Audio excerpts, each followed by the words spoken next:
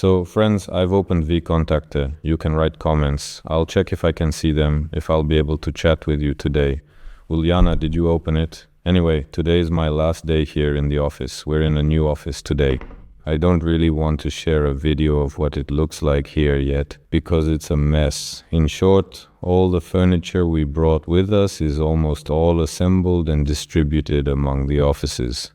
The new furniture, though, is still in boxes. People are installing air conditioners, someone is still painting some walls. The landlord didn't manage to hand over the premises on time for a number of his own reasons. And we've already moved out and moved in, so basically we're right in the middle of renovations here. Also, we're actively preparing to leave for Dubai. Some people have already left. David has flown out. Zhenya Merkulov has flown out, and Sergei Semyonov has flown out as well. So they've already started organizing things over there. I don't know if you've seen it or not. If you haven't, I posted a video in the chat today, I think. They're already building our booth, and our presence is needed there now. I just finished working on our model.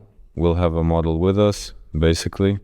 Let me try to send right now what our booth will look like, our booth with you in Dubai.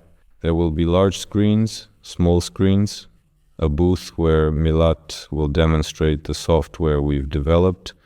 There will also be a station where you can sit down, control the airship, and fly in virtual. And you'll also have the chance to control our real one, which will be located in Voskresensk. Whether it will work out or not, we still don't know. For some reason, the internet there is very problematic. We need a lot of gigabytes, and they're somehow expensive, really expensive actually. So yesterday, yes, the guys arrived. Today there hasn't been any criticism yet, but we do have the technical capability. So I'll send you now what our stand looks like. I was just finishing up making the model for the stand. We made a small model, basically, of the aeroplane. It looks better than the classic one, it draws attention. I won't show it just yet. So tomorrow we're flying out, I'm flying out, Christina is flying out, Milat is flying out, Pasha Filipov is flying out.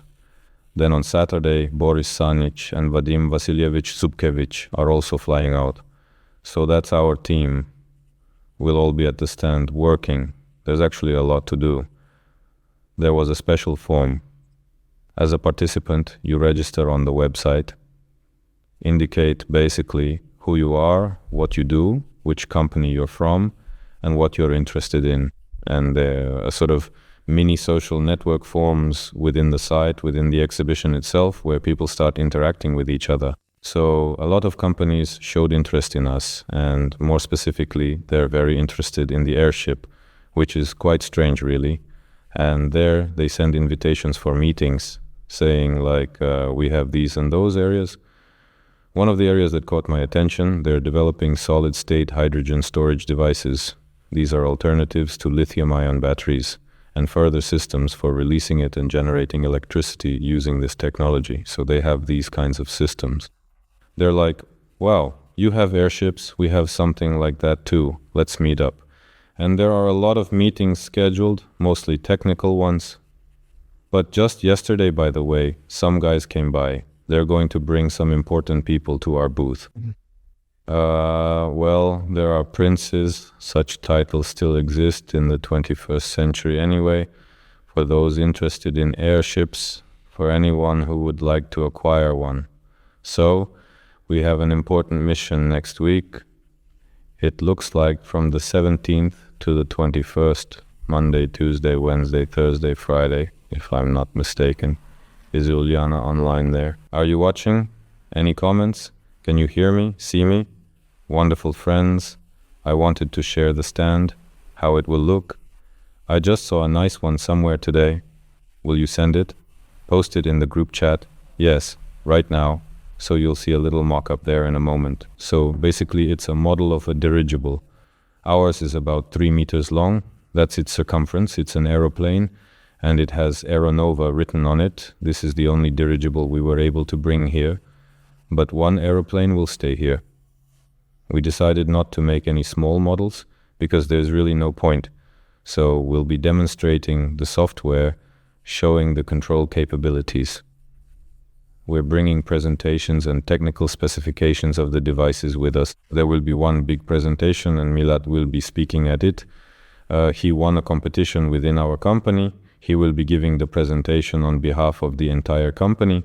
This presentation is for local investors and there will be a lot of them there. He will talk about what we have achieved together during this time, what our plans and strategies for the future are, and he will offer them several options for cooperation, from direct investments to the creation of joint ventures and investments in the regions they are interested in. Most often, investments happen there for localization on site. Mainly, we will be offering assembly, of course. After we have a device, for example, the Nova 2, we work it out and make sure everything is ready. In the meantime, the site has been prepared during this period. For now, these are the kinds of partnership interactions we are counting on. As for what will happen next, who knows? Yesterday, some well-known people came by. They used to be involved in selling helicopters and all sorts of things in our country, the first distributors of American helicopters. They said don't worry, don't hold back too much. When you talk to investors, feel free to name some pretty crazy numbers. They said for us those numbers seem wild, but for them it's normal. The main thing is to have a business strategy. We've developed a business strategy and a bit later we'll formalize it and share it. I won't announce the amounts just yet. That's the market average. That's how much it's worth if everything works out. Anyway, I wanted to tell a story. This happened at the Dubai Air Show once. I don't know, maybe 2 years ago or 4. I didn't keep track, didn't look into it. And there was a Russian company, the only one I think, that didn't sign a single contract. There, contracts worth billions are signed, several billion, even tens of billions of dollars, and the Russians didn't sign any, which made them stand out. How could that be? At that time, it was the height of the sanctions, and simply for geopolitical reasons, it was forbidden, not allowed, taboo. Now it seems like there's been a bit of a thaw, although things are still turbulent, going up and down, and by the way, we thought that none of our people would go, that no one from our side would attend. But as we saw in the video, there was a Roscosmos booth. So after all, we had our booth. Bauman University was there with their stratospheric vehicles, which are half ours, half yours, so they were there too. For them it was like a miracle. They had applied to participate, and Bauman University is actually on the sanctions list. They couldn't make the payment, meaning they couldn't do anything for a very long time. By that point, we had already paid for everything. We were already designing the booth. The contractors were already working on the construction process, but they still hadn't paid. They didn't know what to do. We suggested doing it together, but they were like, no, let's hope for a miracle. And yes, a miracle happened. So Arkady and his team will also be coming. Since a sanctioned Russian company was allowed in, most likely there will be a thaw toward Russian technologies at this exhibition. So we hope to leave there with contracts, pre-orders, and partners. I'm sure we'll succeed. Pasha Filipov and Sergei Semyonov will turn on their best magic skills to find and attract partners. Everything's going to be great. Basically, the exhibition is about what's relevant right now. Ask your questions. I am in a bit of light turbulence because of the move, because of Dubai, and there's a ton of interesting stuff happening in development. By the way, our engines have arrived, Belgian ones, for the Nova 2, 2 of them. They were supposed to arrive in September or even August, as I recall, but it took a long time. While they were taking so long to get here, we started to think that maybe the whole thing would fall through, so we began designing an electromechanical transmission, basically a hybrid. And we designed the hybrid architecture itself. We'll need this in the future. The Nova 8 will definitely be a hybrid, and all subsequent vehicles will be hybrids as well. So we have a solid foundation. Another person has joined our team, an engineer, a serious developer from the field of electric transport, specifically hybrid electric transport. He has significantly raised our company's expertise in this area, so we've developed the entire architecture, already selected all the components, and are now at the stage of drafting the technical specifications for the units that we'll have to develop ourselves. Nothing complicated. We have guys here who can handle it. So until they start working on the development of the units, all the other engineers are now switching to the mechanical transmission, to building test stands around the Belgian engines, the fuel system, auxiliary equipment, and auxiliary generators. The generator runs on a 48-volt system. We've been gradually purchasing all the consumers, including the stern thruster. Generators, wires, units, converters, the rear engine with the propeller, controllers, all of that is currently being moved in boxes. We'll sort it out. So it's time to start building the ground test stand for working out the Belgian engine itself and the propeller motor assembly. The propeller motor assembly, the working design documentation for the entire engine compartment is also ready. For the swivel transmission, ready. The only thing not ready is for the bevel gearboxes. This documentation is already going into production. There were some minor hiccups with the manufacturing, but now it seems like everything is about to get started. It should be fine, just minor hiccups. We had to decide what was more important. Buying cutting fluid or moving out. We were asked to vacate. Anyway, all the engines will be up and running before the new year. Whether the shell will be ready before the new year, that again would be nothing short of a miracle. We're still waiting to sign a contract with the company we've agreed will host our shell production. This company is state-owned, it's semi-restricted, with very strict security protocols. Basically, there are a lot of procedures and we need to be there and only there. So we're just waiting, as I mentioned in my brief message to you. It's not that we're just sitting around waiting for something to happen. Things are moving, just very slowly. The company is huge, it belongs to Roscosmos, and the equipment is there. Vladimir Alexievich is eager to get started, saying to just turn on those machines for me and I'll get everything done right away. And next in line we have Nova 01, not to redo it, but to create a new shell, a more advanced one, for the product version of Nova 01. There's already material for Nova 2, there's also material for another project, which is somewhere between Nova 2 and Nova 01. I hope everyone will like it. It should be interesting. If you remember, I think I shared the video in the chat. You can also find it online yourself. A lot of people shared it, not just me. It's about how the Chinese collect pine cones using a machine with aerostatic unloading. Anyway, we'll definitely make a toy like that. Just turn on the machines for me. Well, everything depends on the workspace. Basically, if we get the spaces ready before the new year and set up all the equipment, then in a month you'll see a new shell. And the following month, 2 more new shells. After that, everything will start coming out like on a conveyor belt. So I can tell you a lot about Nova 2. Ilya starts sending questions. When will the launch of Nova 01 happen? Because first they invited us, and then something happened. It wasn't just something happened. During one of the invited visits, we crashed it. It had flown without any accidents from May to September. And then on the last day of August or the first days of September, I don't remember exactly when, we crashed it due to pilot error. That's a standard situation for aviation technology, especially experimental ones. After that, we couldn't restore it for a long time because we were mainly working on the aeroboat. Eventually, though, we did restore it and it's operational now. You can fly it, and we do. As for when the trips will resume, I don't know. Probably after I return from Dubai, because a lot of our people have actually left and it's unlikely anyone else will organize it besides me. From the SOLARGROUP side, things are clear, but from the AERONOVA side, it's unclear. So wait for my return from Dubai. And maybe in December we'll gather 1 or 2 groups, bring them over and fly in winter. Why not? I don't see any problems at all. What's going on with Yakutia? What are you planning to do there in general? So what's up with Yakutia? Yakutia has been warmed up, that's the modern term, for airships for a very long time.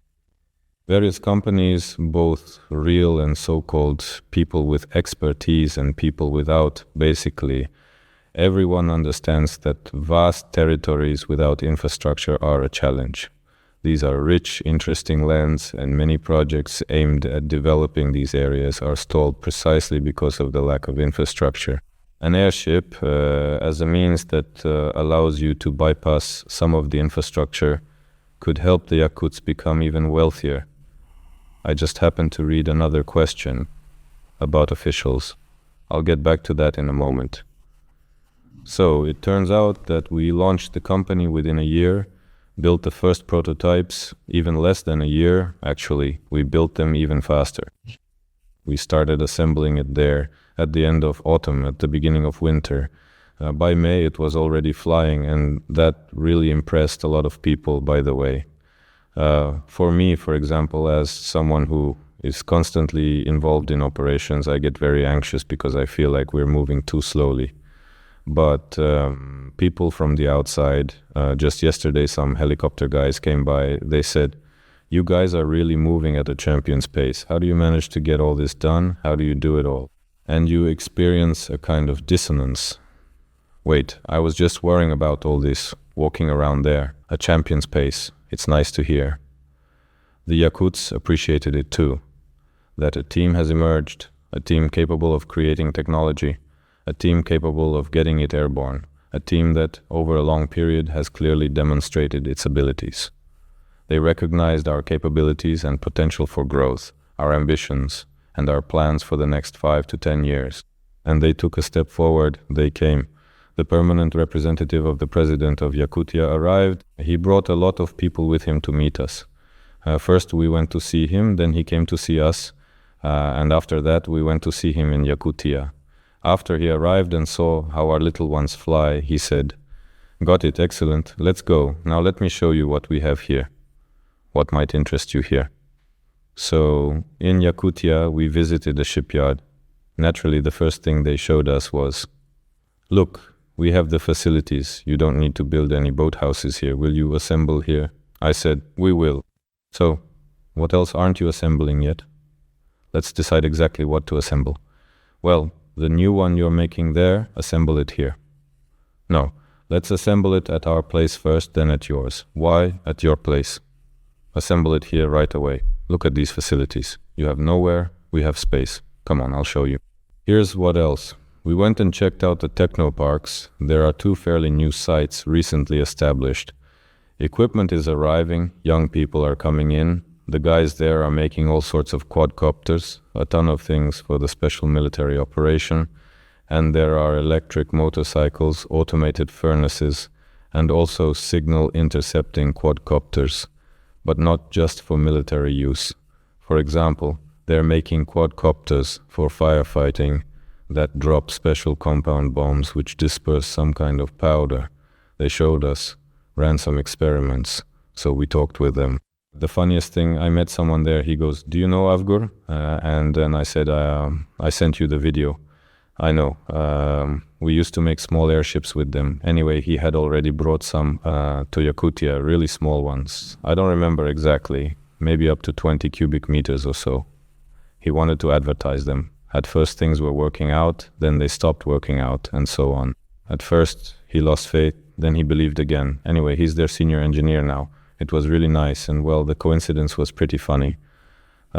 So I also took a look at everything. I understood the possibilities and capabilities.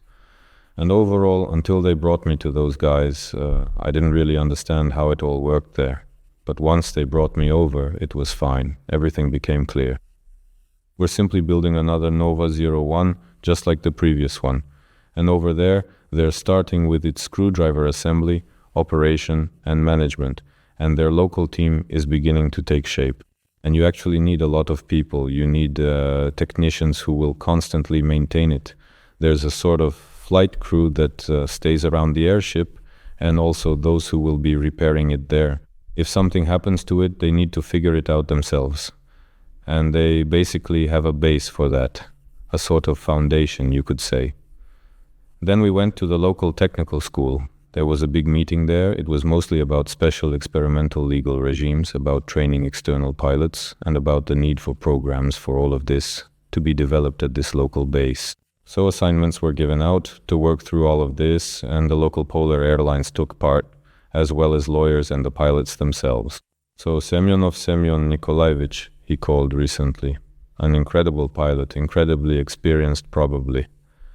I mean, he's one of a kind, an Arctic pilot who's flown everything, both airplanes and helicopters, in all sorts of conditions. And here's this respected, honored man, a decorated hero, at first saying, "What are these airships even for?" But then he was like, "So, what's going on there?" Basically, he got interested, and now he's waiting for detailed technical information about the first airship. How many seats, what powers it, what kind of fuel it uses, how things work here and there. In short, he asked a lot of questions. I haven't had time to send him everything yet, but they've definitely gotten interested. And who else over there might be interested in this? A lot of people could be interested in this. Right now we are seeing extensive development in the Arctic and along the Northern Sea route. And they're planning to build a transport and energy framework there. That's what it's called these days. That means additional power generation facilities will be constructed there. And to build those, you need to deliver the equipment first. These are likely to be the main customers for transport heavier cargo in the near future.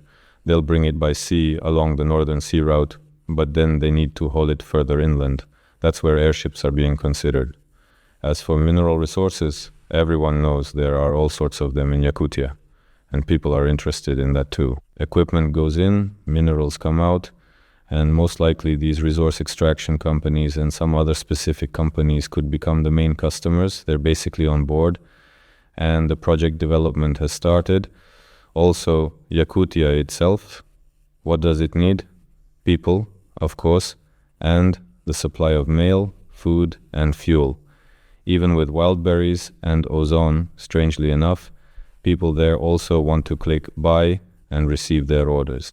In Yakutsk, everything is generally quite fine, and in the nearby hub cities, regions, and regional centers, everything is fine there as well. But the farther you get from the regional centers, the more difficult things become. In general, if you approach all of this in a comprehensive way, which is exactly what we're doing now with both large transport and energy projects and local needs, although local there means something bigger than many countries in the world, then it all comes together into a harmonious picture, and it really is coming together. So Yakutia itself, the administration, can act as the organizer and client. Large companies with big money, we act as contractors, as implementers. So that's more or less how things are in Yakutia. The truth is, I just got back here. There's a move going on, and once again we're pushing back the timeline for our joint work a bit. But over there were major companies involved, including those dealing with essential goods and so on. They are currently developing a detailed cargo flow map for us. How much cargo, from where it is coming, when it will arrive, and so on. In other words, we are now getting a solid basis for conducting a feasibility study, whether it is actually possible or not.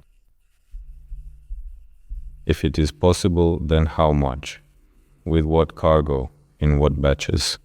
In other words, we need to develop a strategy rather than adapt to some existing equipment which is undesirable. It's better to design the equipment specifically for the task, of course. As for Yakutia, I think airships will definitely fly there. What are we planning to do? The main question is what to develop next. Relationships, develop joint projects.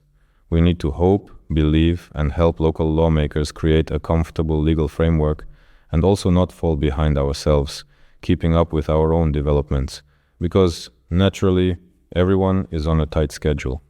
Still, everything here is quite reasonable. Everyone understands perfectly well that the airship didn't just appear yesterday. This technology is complex, and the issue is multifaceted. As for the second production site, or the idea that the entire production is moving somewhere else, no one is moving anywhere.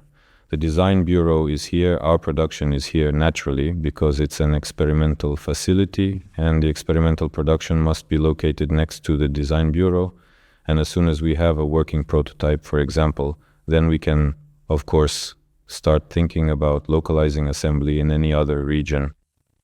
And this same model works not only with the regions of our country, but also with other countries. What we are going to offer in Dubai now is a step-by-step approach. The device is prototyped here first, and then the assembly is localized there.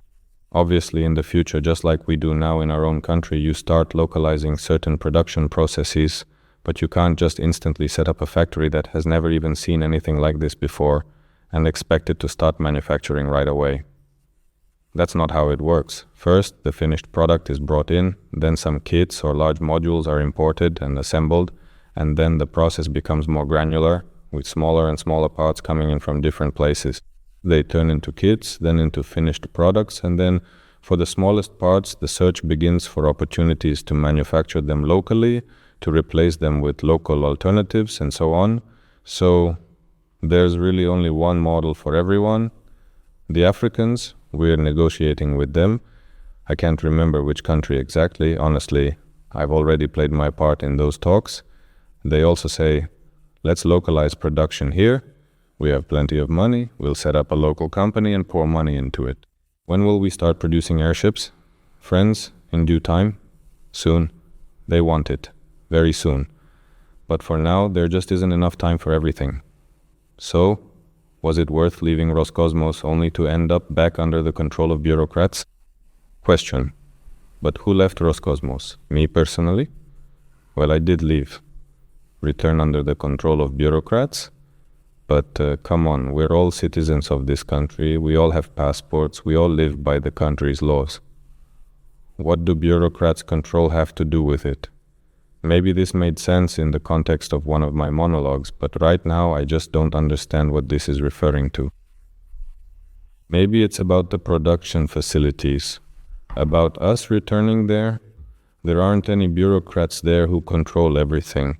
There are officials there who, on the contrary, help to get things done faster. They're all interested in it themselves. That's their job, to oversee things. Well, two things. At what stage are we? How are things going with the gondola? Have you started assembling the gondola, or are you still calculating the parts? We've started assembling the gondola. We've begun manufacturing the caisson section. That's the lower part. It serves as both the floor and the ballast tank. It's also a structural element. We've started assembling this part. The upper frame of the gondola is also being assembled. The parts are being cut, bent, and for now everything is being gathered together, piece by piece, forming a pile. Some elements are being riveted. It becomes clear that the angles on the tooling need to be changed, the tooling needs to be redone, but the process has started. For now, it's moving slowly, because of the fitting, the many different complex surfaces. The metal is being bent, and holes for the rivets have already been laser cut in it. After bending, these holes might not line up, so the tooling is being adjusted. The angles are being tweaked a bit so that everything bends and rivets together properly. For example, some right angles at 90 degrees have already been worked out. Those elements are fine, but there are other angles of irregular shapes, basically. So for now, that's how the process is going. Everything has been done according to the design. The engineers are generally doing everything. Was it possible to assemble the aircraft for flight tests? No, the aerocraft hasn't reached the flight testing stage yet for a whole host of reasons.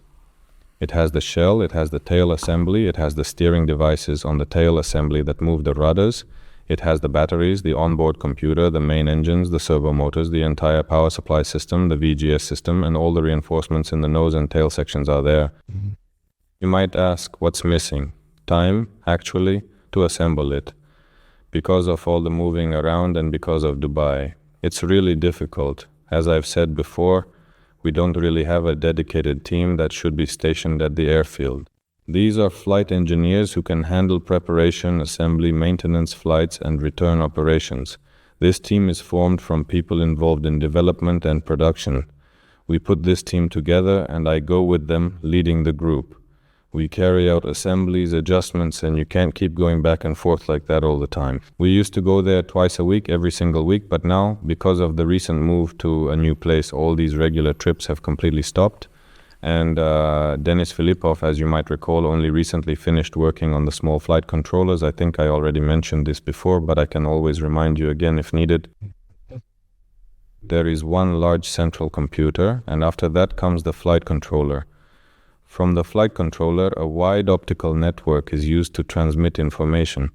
At the end of each optical branch there is a receiver which is also a controller. It receives the optical signal and converts it into an electrical one. Then it determines who the signal is addressed to because many devices are connected to it. For example, various sensors can be connected, temperature, pressure, and so on. A controller for some engine can also be connected to it, for example, even the main engine, or a fan controller, pressure sensors. In short, a whole bunch of things connect to it. It figures out who the signal is for and relays it to the actuator. And it was exactly these devices that we made for Nova 01. Basically by hand we created them, but with the aeroplane we trapped ourselves. We started making the final device, the one that would also be used on Nova 2, and because of that for Nova 01 I should have shown it. Next time I'll show what it actually looks like. For Nova 01, it's a multi-layered board made up of various off-the-shelf boards where we desoldered some things, soldered others, connected and combined them, and ended up with this kind of pie, as if from some post-apocalyptic world. And everything worked, but here we actually designed our own architecture on the board, laid everything out ourselves. Because of that, there were several iterations in creating these boards, and our engineers made some mistakes, and there are tons of tiny details, like in a microchip. I don't know, just open any one. For those who don't understand, it's hard. Basically, it's complicated. I made a mistake with this little cube and had to start over, so there were several iterations on our side and on the manufacturing side as well. They also didn't always manage to make the printed circuit board, and they're double-sided, complex. Anyway, we finally got the boards, soldered everything onto them, and today our guys went to Voskresensk to try to install them, launch them, and see how it goes. That's our first task right now. Here's how our Nova 01 is stored. Nova 01 is kept in a hangar with a power supply connected to it. The power supply is plugged into a smart socket, and the smart socket is plugged into an outlet. Naturally, for example, in the morning we turn it on from the phone, the power supply turns on, and the onboard computer starts up. It checks the sensors to see what's happening, maintains the pressure in the ballonet with air, keeps its shape. In general, it just stands there, occasionally buzzing, always connected. The programmers access it and keep refining, testing, launching various systems. Sometimes they turn on the video cameras, check the traffic, change something. In short, it's still an endless process, and the airplane is standing next to it. The air has naturally left its ballonet through the valves. The pressure has dropped, the wings are sagging. It looks sad, trying to fly away with a net stretched over it. So the first task is to use these boards to give it the same capability to withstand pressure and stay connected. I think we'll finish that this week, even without me, and next week the team will start bringing it to life, launching the engines and getting everything up and running. They probably won't fly it before we arrive, but they promise to have this gift ready for us when we get there. The story with the aeroplane turned out to be quite amusing. Overall, Dmitry Sergeyevich Kamel, at the Scientific and Technical Councils, he is the chief designer of this type of craft, was constantly arguing, debating, and proving his point. It was a kind of scientific dispute, but it differed from an ordinary argument. He argued that the aeroplane is a viable model, that in general hybrid airships are necessary and important, and at some point when a sufficient part of the team had already been convinced that this needed to be done, but the Scientific and Technical Council had not yet approved it for a number of reasons. Well, because there are regulations, like with the Nova 2, for example, which we had to get approved before we could launch it. Zubkevich was preparing all of this. Because the shape was unconventional and there was something experimental about it, Dmitry Sergeyevich couldn't get some of it approved, and at some point a decision was made. Almost a speculative one by me. We need to build it as quickly as possible. Well, this was happening around the middle of summer, and we were planning to launch it by September in 2 months. That's where the timeline came from. Naturally, to fully develop, manufacture, assemble, and launch it from scratch in 2 months is impossible. So by midsummer, if it flies this year, I would call that an average development pace. Of course, we could have done it a bit faster, but considering that there was really a ton of new things, not just the controllers, but also the frame itself, the tail assembly, how everything is attached. On the Nova 01, everything is simple, classic. There's a shell, the tail assembly is mounted on it, it's tensioned with 4 cables. Because it's tensioned, that's it. It's held firmly in place. Here, the shell is braced. Here it's tensioned and that's it, it's firmly fixed, but there are these cables. The cables create quite a lot of aerodynamic drag. Dmitry Sergeyevich Khmel, of course, rejected all of that. After all, his craft is dynamic and also high speed. So his tail assemblies are mounted on a space frame. This space frame had to be integrated with the shell. It was definitely interesting. A lot of nerves, stress and talent were both spent, gained and put to use to get all of this assembled. So mechanically it's assembled and ready. In terms of components, it's assembled and ready. All that's left is to bring it to life and launch it. What was missing were those last neurons. The neurons are assembled. By the way, Juliana, can you bring them over there with Dima Orlov? They're these little square microchips. I'll at least show what they look like. We hope it'll fly soon. In fact, it will fly. There's also a microlight. Some people have seen it in photos and videos. We even recorded a video about it, though it never got released for various reasons. This microlight is being developed by Sergei Svinin, an experienced designer, a classmate of Dmitry Sergeyevich Khmel, and an employee of the Moscow Aviation Institute. We actually met Sergei even before launching the airship project, during the preparations for it, and we saw his microlight back then. So when forming the team and choosing the direction, we talked to all the airship specialists, and the microlight is also a type of airship technology. But you see, there's the classic type, and then there's the hybrid type. There's a deep level of hybridity, where it's not even clear, at least to me, why you'd even bother filling it with helium when it's basically a flying wing. Just fill it with air and fly. What's the point of providing aerostatic lift? Although, of course, there is some logic to partially unloading it aerostatically, but sometimes you need it, sometimes you don't. These are really experimental machines, and besides, they're very small. Here's what I wanted to say. You can make almost anything small fly, of any shape or size. The question is scalability. That's why there's confidence that the aeroplane will fly. It will fly. Whether it will behave well depends on our piloting skills. Most likely it will. Behave well. Will we be able to understand from it how it will behave and whether a large apparatus is needed or not? For that, a large research project will have to be carried out, collecting a lot of data, then processing it. In short, we'll also be able to look at scaling, do the calculations. Of course, we can handle that too. So, we're just doing it. It'll be available soon. Uliana brought the controller, and Dima came running to check where she had taken it. Give it here. Here's a small microchip. It has two optical ports here, an input and an output. All the actuators are connected here. On top, there are additional pin connectors. And here, you can insert second-level boards. They're all ready as well. And this thing is made according to all the standards. We just haven't flown yet. We waited for them for a very long time. Dima Orlov, our control system developer, as far as I can tell, has no sense of time. When Dima says tomorrow, it actually means never. When he says today, it most likely means sometime within the next month. It's always tomorrow, tomorrow, tomorrow, tomorrow.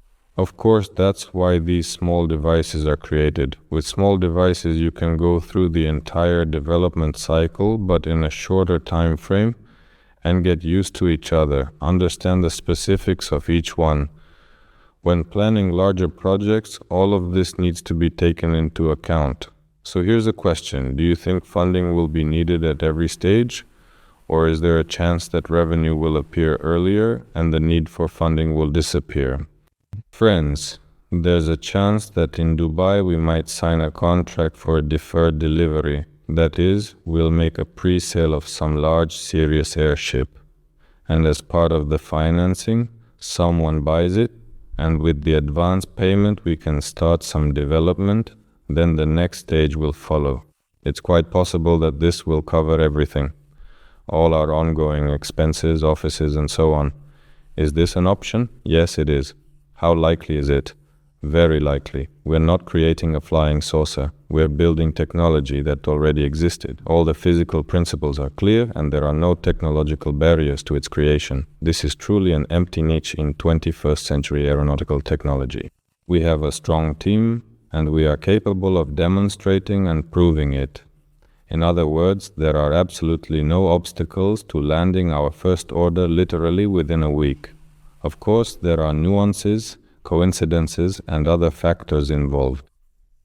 But if that happens, what will happen next with crowdfunding is still anyone's guess. What exactly will happen? If the client is from another country, what legal mechanism will we choose to work with them? For example, if you read the news, you'll know that right now it's not possible to transfer money directly from Dubai to here. That's currently prohibited, apparently for some reason. But everything changes, so we'll see how it goes. Actually, as for what I personally think, funding will be needed at every stage. We are talking about a 3 to 5 year time frame. 5 years, as we said. Now a year has passed, and over this year I've realized that there is a lot of interest from major clients, big clients. But this isn't a typical purchase like the ones we're used to, where you just go to a store, pay money, and take the product. This is about creating a kind of working group that, over a fairly long period, maybe 6 months or even a year, can work together on a joint project, shaping not only the device itself but also the architecture it will be part of, whether it's for monitoring, transport and logistics or any other application. In general, we've already set these processes in motion and they're underway. So in the near future, we'll see outside funding, whether from clients, pre-orders or direct payments. This will definitely happen soon. Will these payments be spread out over time? Most likely, yes, they will be. All of this is done in stages. No one just goes and buys everything at once, except slaves. Otherwise, we hope.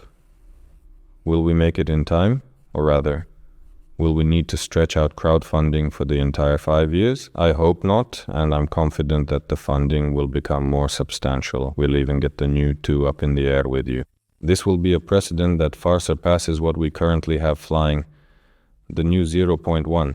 But even that one is flying, and already serious companies are coming to us and saying, "Awesome, cool, let's work together. We have billions lying around unearned, and your technology is very much needed." Next year will most likely be a project-focused year. That is, we'll be working through these projects with our clients. It's quite possible that what we call targeted funding for specific developments or particular products will already begin. But as for becoming fully self-sustaining, we're not counting on that at all next year, unless a miracle happens. That's more like 2026 for us, but in 2027 or 2028, the chances are very high. Of course, that's when everything will already be moving towards self-sufficiency. And as for whether funding will be needed for the mechanism that's currently operating, we'll figure that out. Yakutia is ordering airships because the government hasn't been able to build Il-114, Ladoga, MC-21 airplanes and so on for 20 years.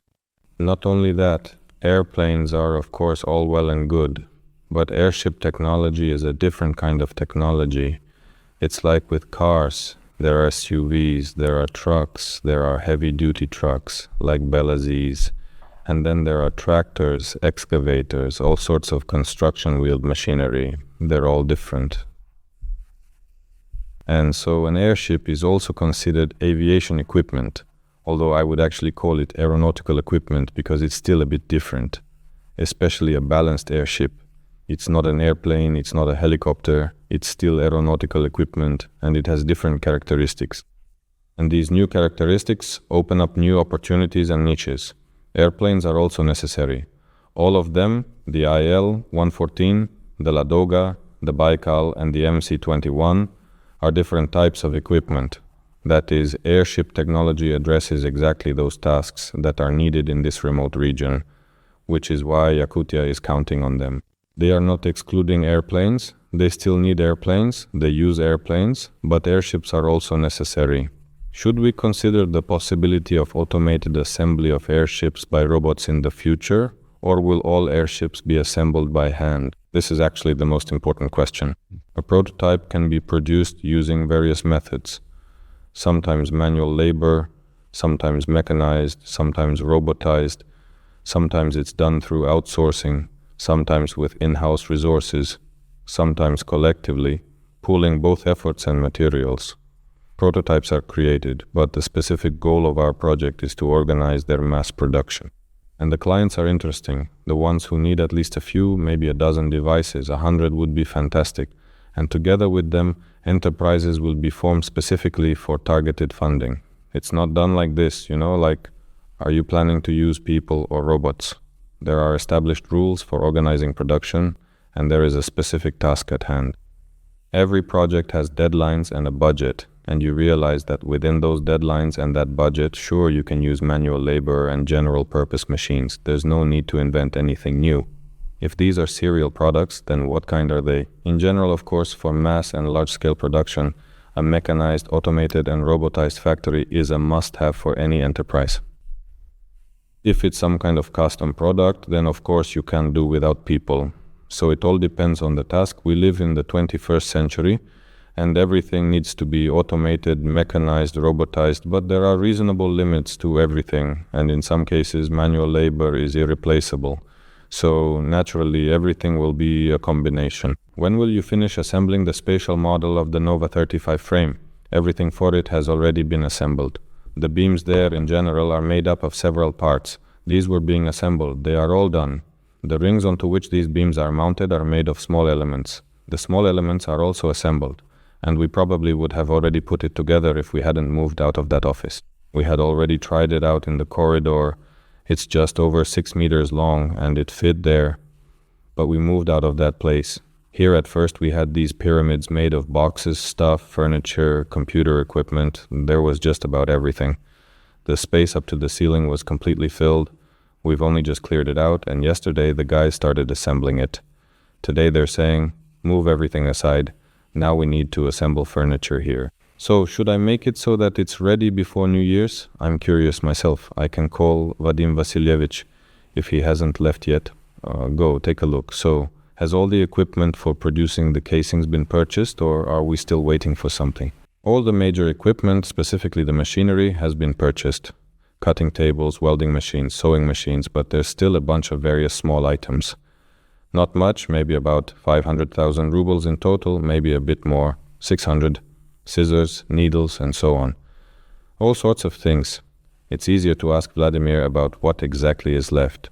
Special heat guns, which are used to warm up all the materials and so on. All of that is still at the stage where we know where to buy it, but there's really no point in purchasing it just yet. But all the main serious equipment is already in the warehouse. We're actually waiting for the space. Well, actually, we're not really waiting because the shell for the Nova 2 airship is ready. It's been designed. All the cutting patterns are done. Even the smallest elements are finished too. So right now, our shell production, represented by Vladimir Alexeyevich and his colleagues, they are already developing the technological processes, preparing the layouts on the tapes, and so on. Vadim Vasilyevich has arrived. Volodya, can we get Vadim Vasilyevich in the frame as well? Okay, let's have both. So they are already developing the technological processes. There are welding machines that use high-frequency currents. There are electrodes involved. So Vadim Vasilyevich, good afternoon, good evening to everyone. Friends, it's been a while since we've seen Vadim Vasilyevich Zubkevich. Let me remind you, he is the chief designer of the entire line of classic devices. Nova 2, Nova 8, Nova 01, they are his creations. Vadim Vasilyevich, there are questions about the spatial model of the Nova 35. Well, it's not a spatial model, it's a scale mock-up. We're simply working on the structural framework of this airship, and we really want to make it as light and strong as possible.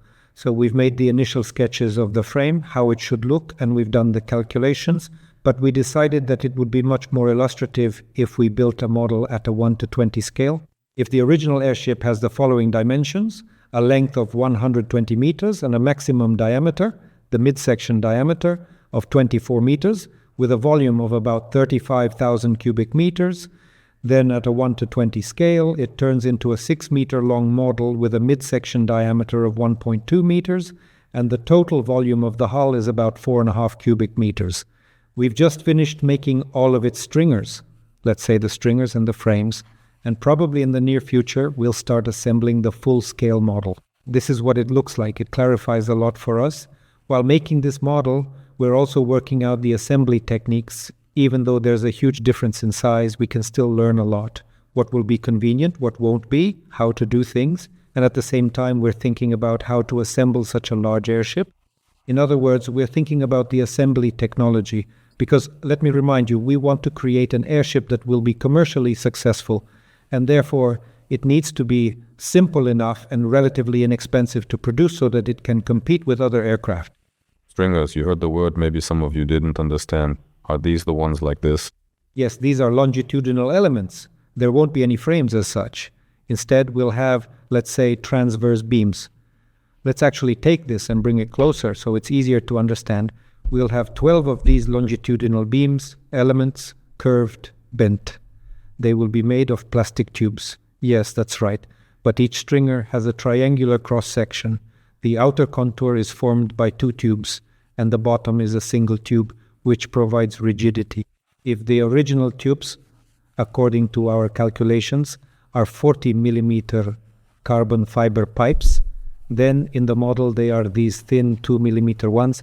Nevertheless, even now it all looks quite sturdy. This is how it looks. There were questions about automation and robotization of production, and now the technological process has been mentioned. Well, we want to make it so that we use as many standard components as possible. Carbon fiber tubes, they are mass-produced by many manufacturers and are relatively inexpensive. All the connecting elements that will be made will be some kind of standard molds. These will also be carbon fiber, and then comes the assembly. Yes, the assembly is labor-intensive. The most difficult part of this model is the assembly. There are also very small parts here, so we needed very nimble fingers to put it all together because everything is tiny, but still assembly will be the most labor-intensive part. Right now we're thinking about how to simplify the assembly a bit. We've made a model and already understand, so to speak, where most of the time goes, and accordingly we will slightly modify the design compared to the model. We'll make changes specifically to simplify the assembly and assembly operations. I won't reveal all the secrets just yet. You say, the model is ready. They're asking when we'll get to see it. Dubai will set us back a little because I didn't want it to be assembled without me. We're leaving for Dubai for 10 days. You already know. Fedor probably told you about it. So the guys who stay will continue, let's say, working on it, but still I'd like to present this model when we return from Dubai.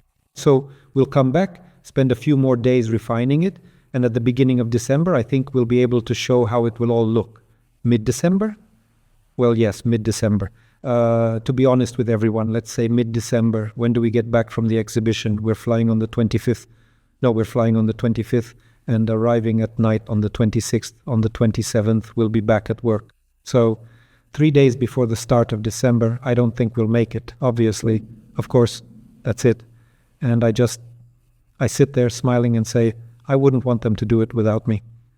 I was talking about the aeroplane. I wouldn't want them to fly without me.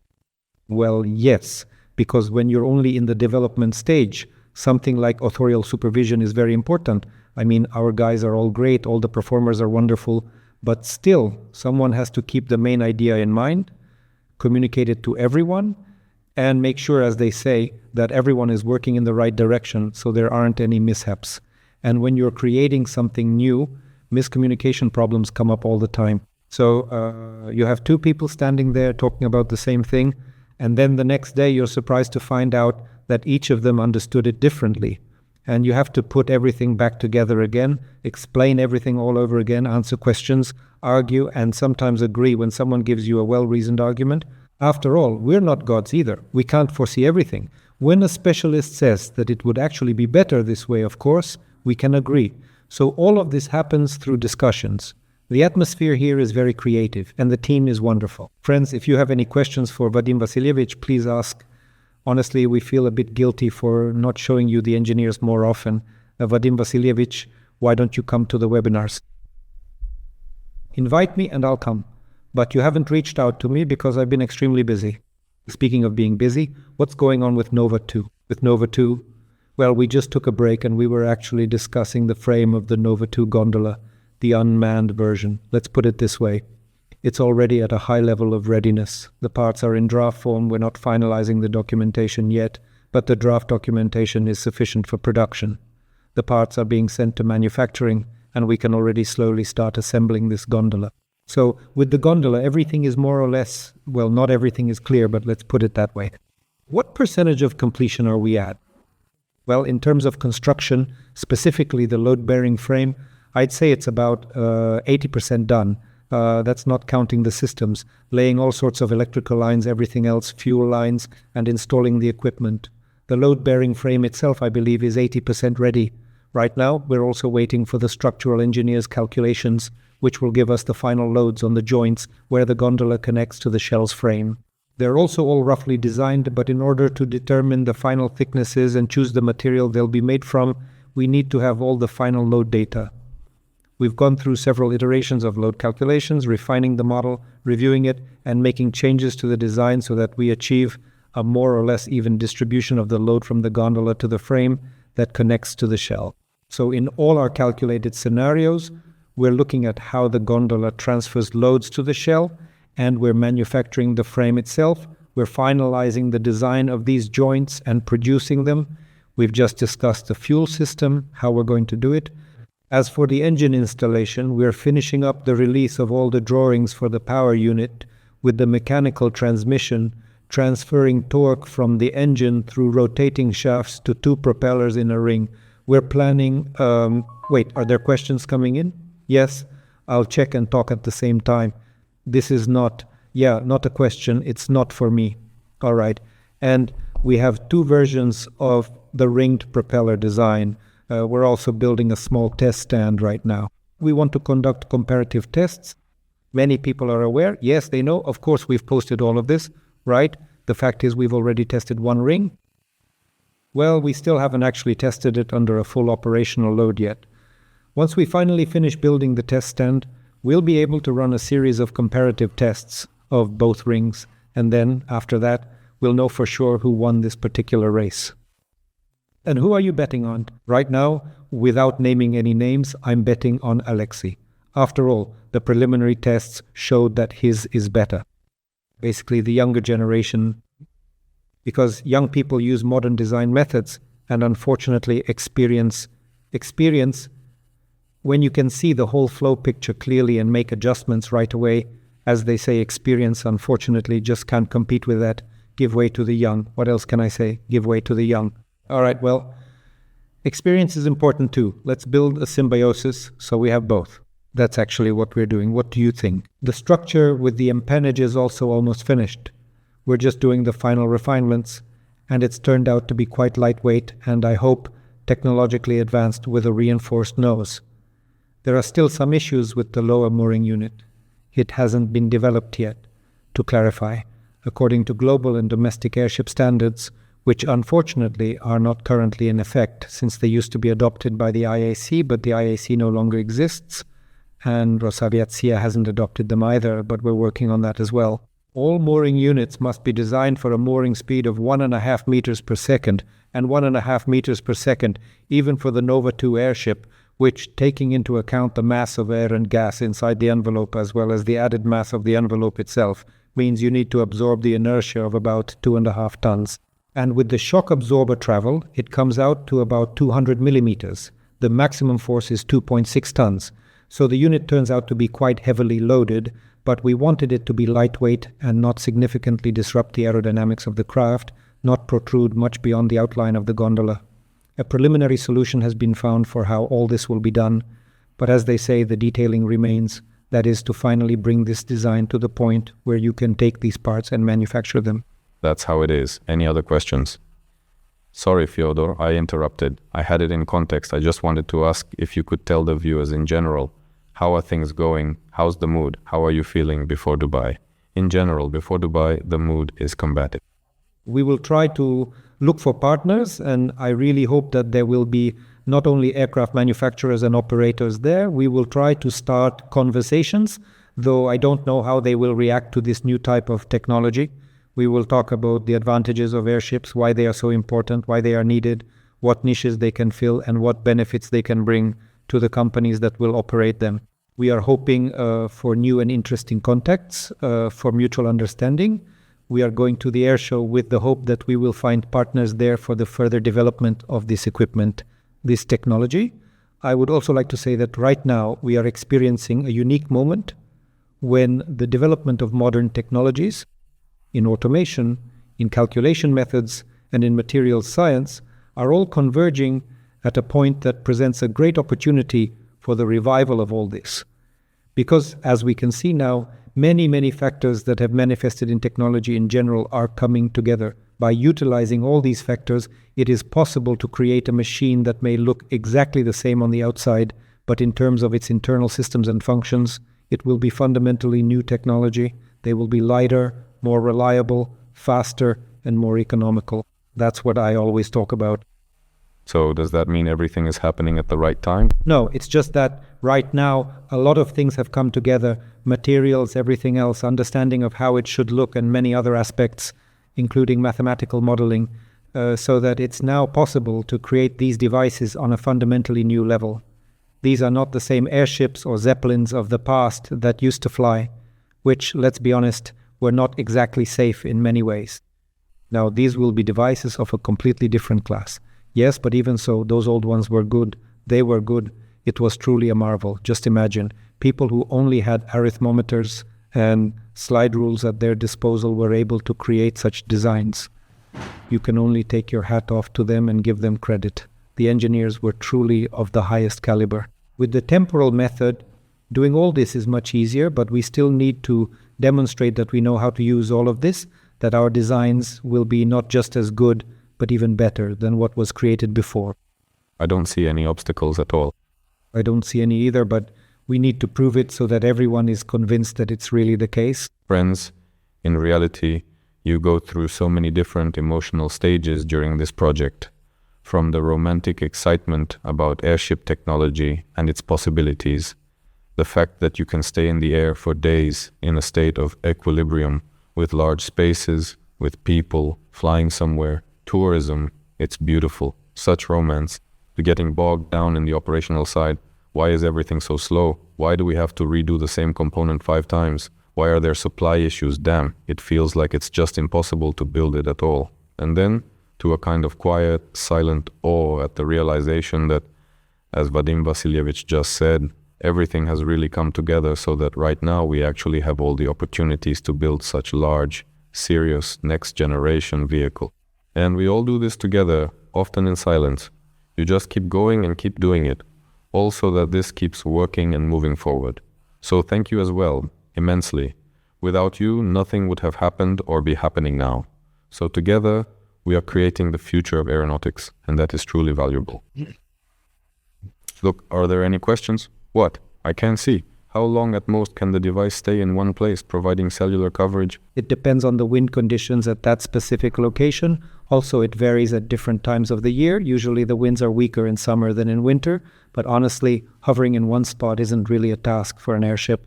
That's more for a tethered balloon, which is held in place by a cable. You have to spend energy to stay put.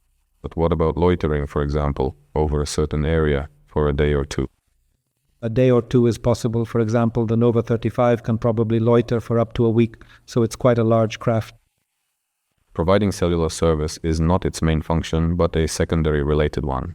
The airship is large and can act as a source of infrastructure, communication, internet, and more, just by flying by. Of course, people will ask anonymously, where will the internet come from? That's what satellites are for. Yes, right now the Russian Bureau 1440 is working on launching our domestic satellite constellation. They'll succeed, they've got some really talented people working there. That's one. And two, don't forget, there are also just atmospheric controlled platforms. By the way, Gennady just arrived from the airfield. He'll tell us how things are going there, in general, for weeks or even months. In the future, airships will be able to perform various tasks without landing, and along the way, since it's so huge, if you install an additional antenna there, which broadcasts something with a certain module, it won't even notice it. Good evening, everyone. Is it currently possible to design and build firefighting airships? In principle, an airship can carry some useful payload, and if you need to transport firefighting tanks, well, you have to understand that an airship is not a particularly fast aircraft. Its speed is about 150 kilometers per hour. If, let's say, it can operate over a short distance from the fire, then why not? Yeah, they're asking specifically about the possibility. Is it possible to design one? I'm saying that an airship is a universal vehicle that can carry a useful payload. But do we have the capability to design one? Of course, we have all the necessary capabilities. So, in short, the possibility to design one exists, but a precise request is needed. The equipment can vary. It can be for direct firefighting or service support, for transporting people and equipment. There are many different scenarios. Perhaps the firefighters and the Ministry of Emergency Situations themselves know even more about them. If there is an expert client with clear requirements, then our design bureau will easily process this request and design an airship, and as for building it, we'll build it. Uliana, are there any more questions? Okay, friends, you don't have any more questions? Most likely you do. They're somewhere on YouTube, on RuTube. Did you get them from somewhere? Checked everywhere. Firefighters, not pożarniki. Firefighters, but pożarniki are those who have been burned. Yes? Yes. Well, excuse me, please, if you don't mind. So, Vadim Vasilyevich, do you want to say something? Well, I do. What should I say? Say, I don't want to, I want to work. Well, I always want to work. And what else can I say? Guys, we're working, we're doing our best, and we hope we won't let you down. Soon you'll see the results of our efforts. We'll try to share more updates. We're conducting a lot of intermediate tests and trials so that, as they say, we don't miss the mark with the main device. We'll try to share the results of our interim research so you can understand what we're working on and how much work it takes to create reliable equipment. Have you already tested the springs, the small model? No, we just put it together, probably within the next, as soon as possible. Why didn't you cover the riveting process? That's a question for me, not for Vadim Vasilyevich. It's such a routine operation, I feel like. This is routine for the specialists who designed it, cut it out with a laser, bent it on a CNC machine, then assembled it with rivets, then riveted it together. For them, it's all routine, of course. Besides, this is just a mock-up of the spring, meaning it's not even complete. We only made the central caisson. We just want to test certain functions, because not everything can be determined by calculation, and we will load it and observe, so to speak, which elements fail first to compare with our calculations. It mainly serves to verify our computational model. And maybe we'll learn something and make changes to the spring mock-up design. Plus, there's a lot going on. The test stands are going to be reassembled again. We started work on setting up, on building the stands. For example, we began making the 48-volt one. Because of the move, everything is on hold. Assemble, disassemble. Basically, it's been put on pause there. Now we're going to resume this and we'll show it. By the way, Volodya prepared this and he also made a film about Artyom's vacuum chamber, which is designed to simulate the stratosphere for the purpose of testing stratospheric engines, stratospheric probes, and controllers, which we also manufacture. All of these components need to be thoroughly tested, and this chamber can do everything. It can create cold, heat, high, and low pressure. It can even simulate space. No, the film hasn't been made yet. Why? Because of the move. Anyway, a cool video is in the works, probably about 15 minutes long. The whole assembly process of the setup, with commentary, explaining what it's made of, and so on. Everything has already been filmed, and as far as I know, it's currently being edited at Artyom's lab, which is also moving. Of course, this large setup has been assembled. I won't be sharing any photos. Let's wait until Volodya releases the full film. Anyway, Denis Filipov, of course, immediately rushed over, as soon as they achieved a space-like vacuum, to try and ignite a ball lightning inside. It seems he managed to ignite it, and Vladimir apparently even filmed the whole thing. It'll be somewhere at the end of the video, after the assembly part. The camera is working, the plasma-generating generators are working. We'll be testing stratospheric engines of our own design and manufacture. Things are moving along with the lab as well. We're not filming or editing videos right now because of all the moving. Hopefully this turbulence will end soon. So here are some more questions coming in about communications. At what altitude should the device be placed to provide connectivity and monitoring? Friends, you can simply look up the direct line of sight radio parameter. Direct radio line of sight is, I believe, 108 or 107 times the square root of the altitude in kilometers. So, if the altitude is 1 kilometer above the Earth's surface, the direct line of sight is 108 or 107 kilometers. If the altitude is 4 kilometers above the Earth's surface, then it's twice as much, so about 200, and that comes out to 16. That's the simple formula. But everyone should understand that there is a certain zone where, let's say, the direct line of sight runs very parallel to the horizon, and there, because of the terrain's contours, shadow zones appear. Because of the landscape, yes, so you need to go higher. That's the formula you get. If you're distributing a signal, It's better to go higher, higher, and higher. So, if the question is about the task of radio line of sight, it's clear 1 kilometer gives you a radius of 100 kilometers, which means a diameter of 200 kilometers. From a height of 1 kilometer, you can already cover that. The stratosphere is 20 kilometers, so you can calculate it. But here, Dmitry, it turns out it's the square root of 16, which is 4. 4 times 108 gives you a direct line of sight radius of about 420 kilometers.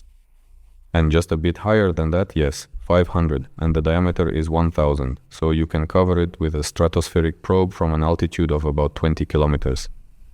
Hello. What's the update on the helium compressor? Denis Filipov has the helium compressor ready. As for performance, there are still some additional turbines to be installed. For now, this helium compressor isn't essential for our work. It's been put aside for now. Denis has a ton of tasks. When he gets back to it, Vladimir, please shoot a video about the helium compressor. Let Denis explain what it is and how long it would take him to pump out the Novu 2 using this compressor, and let him show and explain how it works and what the difference is between an air compressor and a helium compressor in general. And by the way, Shamil is also writing, Arslanov Shamil, our young talent, thank you so much for being with us. The parts for the model of the aeroplane that we are taking with us to Dubai are still being printed. Tonight he's going to paint them so that tomorrow morning we can pack them into our suitcases, and off we go. You'll see it there. Basically, the model is an aeroplane with the same tail assembly, with 4 screws in the rings, with the gondola. Everything is almost ready. Now it's just finishing up printing the front, nose gondolas, and that's it. Alright friends, there are no more questions coming in for now. It was a pleasure talking with you. I hope you enjoyed seeing and hearing us. Stay tuned for a live broadcast from Dubai. We'll go live with Vadim Vasilyevich right from the conference. If there's a connection, there will definitely be a connection, so keep an eye on the chats. We'll be recording videos and short clips. We won't just film those who come to us, we'll also walk around to different booths ourselves. We'll go check out Boeing and SpaceX if we can find them. We'll definitely talk to Roscosmos and ask, so how are we going to deliver the launch vehicle to Vostokny? So in short, stay tuned for more updates.